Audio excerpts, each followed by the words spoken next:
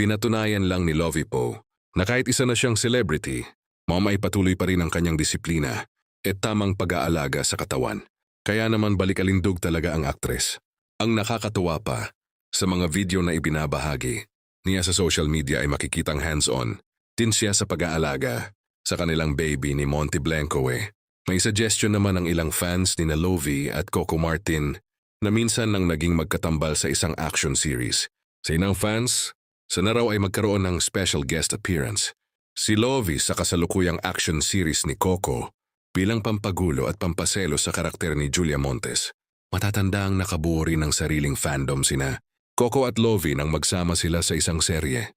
Kaya naman siguradong ikatutuwa ng kanilang supporters kung muling magsasama sa isang proyekto ang dalawa. Ang tanong, posible kaya itong mangyari?